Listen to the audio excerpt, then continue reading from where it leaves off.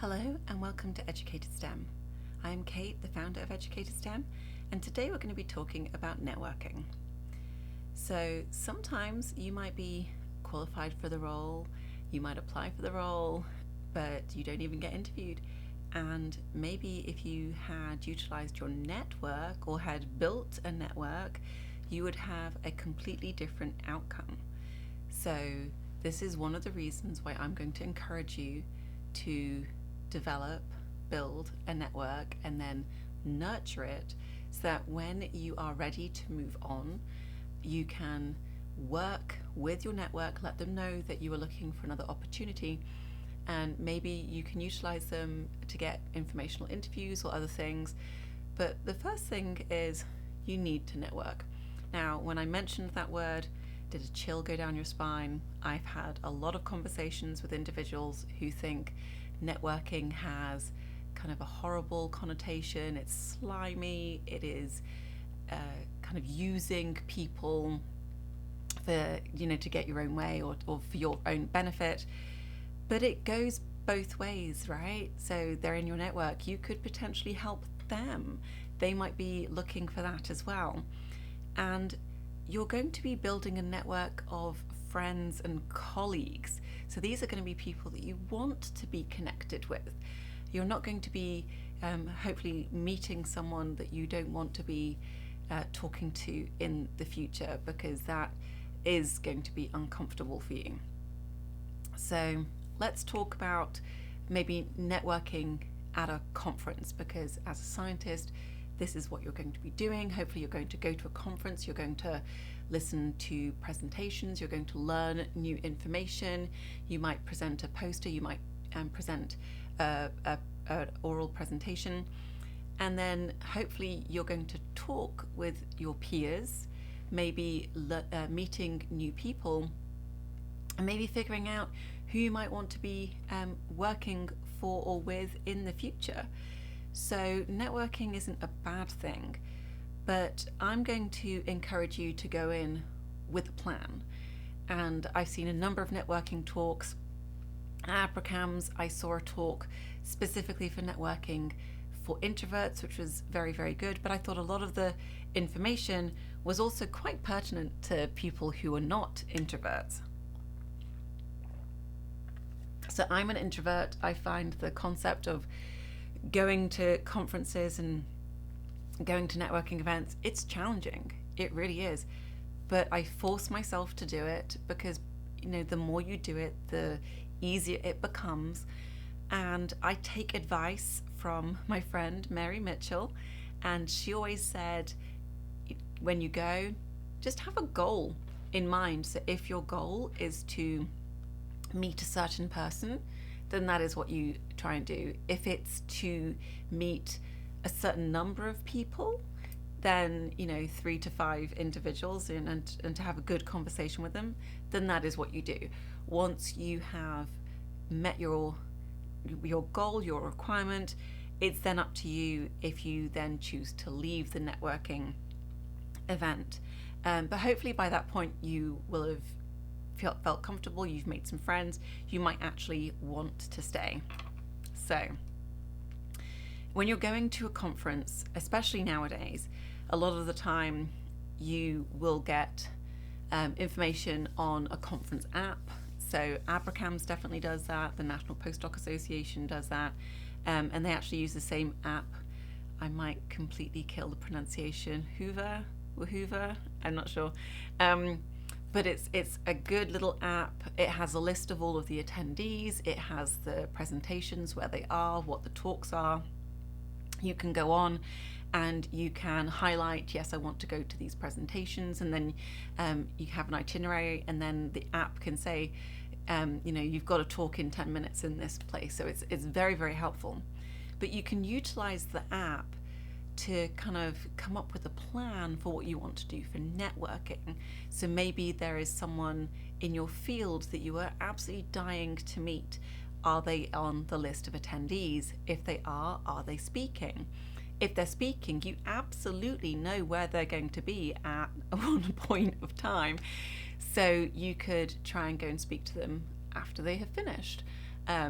or maybe you just know that they're going to be there, so maybe you try and have a conversation in a more relaxed setting, so maybe over a coffee, or you see them at a lunch table and you ask if you can join them. Whatever it is, if there are certain people that you want to meet, then let's try and make that happen. Why do you want to meet them? Maybe you want to potentially work with them in the future. You just want to have a chat about an experiment or a paper that they've done, whatever it is. So let's focus on what we want to get out of that. And maybe there are other people there who would be helpful, someone who works at an institution that you're interested in working at, but not necessarily that individual. You can have a conversation with them and find out, is it a great place to work? Maybe you'll have a chat to them and go, oh, I don't want to do that, I don't want to move on. So look at the conference attendees and see who you might be interested in working for or talking to. And the next thing is be prepared. So as a graduate student, you might not have the opportunity to have to have business cards, but maybe your graduate school will purchase them for you. We used to make them for our graduate students, so that was a possibility. If not, Vistaprint or something very similar will make you cards for actually quite cheap. So I designed my business card on Vistaprint. I think I got 1,000 of them for $25 or something. It's really not that expensive, and you can put your name, an email address. I don't put my phone number because I don't want people phoning me at random times. If you've got a website, then put that information on there. You could always, if you get obviously a smaller number of them, you could say where you currently are, that you're a graduate student or a postdoc. You can always personalize it even more and say, this is your field, I'm looking for jobs, whatever it is, you can pop it in there. So even if your institution won't give you a business card, then maybe you can kind of get some made. You might want to take a few copies of your CV or resume with you. If you have a particular person that you want to meet and you want to share your work with them, you could always print a copy of a paper or an abstract or something and attempt to give it to them. I will say that people have tried to give me CVs, resumes, papers in the past, and I'm going to be honest, you get home and you don't really do much with them. Business cards, yes. I have a big stack of them. Then it's really funny because somebody will email and be like, Kate, I met you at this conference, we spoke, I get, and if I can't remember them, then I'll go through my stack of business cards. I'm like, did I meet you?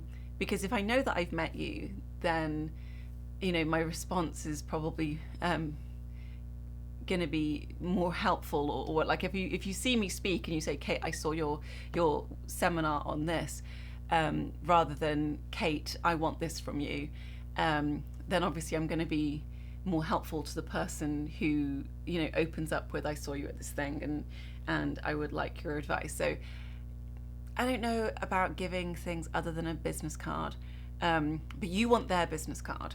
If they can give you a business card, that's really helpful, because then you can find them on LinkedIn, you can send them an email, and even if it's just it was wonderful to meet you at this meeting, I would love to stay in touch, or if there's a question or something that you can kind of talk about following your conversation, kind of move it on, then that's always really helpful to kind of get them into your network. Obviously, if they're at a conference and you email them that night or something, then it might take a few days for them to respond, because they're at a conference too. They might be socializing and hanging out, or you might want to wait until the conference has ended and then send them an email, because they'll have got home and they will have more of an ability to respond. I'm a huge fan of just randomly talking to people around you. I've met some really cool people whilst waiting for tea, not coffee, or like in the line for lunch. You just randomly start talking to someone and you find out that they're a really cool individual who does something. And so just have an open mind. Just see where it goes. You might meet someone who does something that you've never considered, and you're like, oh wow, that sounds really cool. I might be very interested in that. So be open to meeting new people, be open to new information, but don't overstay your welcome. So if someone's kind of shifting from side to side, looking at their watch, checking their phone, trying to make eye contact with someone who's walking past, they want to leave. They don't want to talk to you anymore. So if someone is making kind of the body language that they've had enough, let them go. Don't hang on. That's when you say it was lovely to meet you. I would love to stay in touch. If you haven't already exchanged business cards, that's can I have your business card, and I'll leave you to it. I've got to get to my next session, or I'd like another cup of tea, or whatever. Make your exit graciously. But what you don't want is for them to get irritated with you, because then they're not going to want to help you or stay connected to you in the future. So consider that. Then you follow up. So again, you're going to find them on LinkedIn. If they're on LinkedIn, you're going to send them an email. Maybe they've got a social media profile. Whatever it is, you're going to connect and try and connect with them a few times. So you can't just say, okay, you're now my connection, and in a year or two I'm going to be reaching out to you and hoping that you can help me find a job, because they're not going to remember you. They're not going to necessarily think, yes, it was that person, I met them at this conference, they were fab, I absolutely want to assist them. You need to make sure that they can give you good advice for you, because they know you as an individual. If you are asking them to connect you with someone for either an informational interview or because there is a job available, they need to know that you're good. They need to know that endorsing you isn't going to embarrass them. So you need to know them sufficiently so that they can do that for you. So you need to continue to network.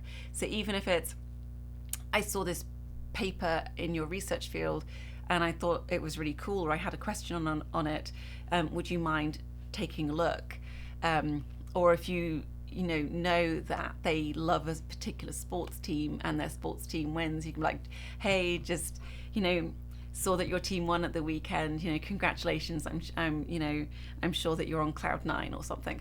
Whatever it is, you just need to kind of keep in touch with them every so often. Obviously it doesn't need to be every day, every week, every month, but just occasionally you just go, oop, remember me, I'm here, I'm in your network. And then hopefully when it comes time to reaching out to your network, they will be in a better position to help you. So networking can be scary. I truly appreciate that as an introvert, but it does get easier. So please don't be put off if you're saying, no, I can't go out and do this.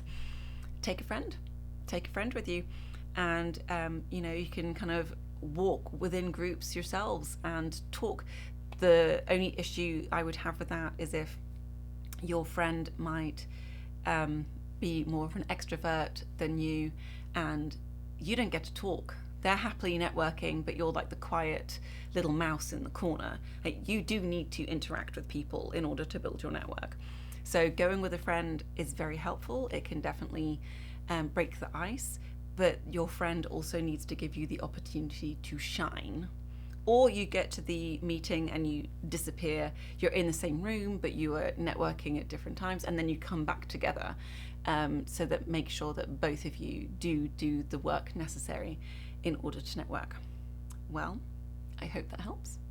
Good luck networking. If you have advice for networking and connecting with people, I'd be interested to know it. Pop it in the comments below. Please like and subscribe, and I'll see you next time. Thank you. Bye-bye.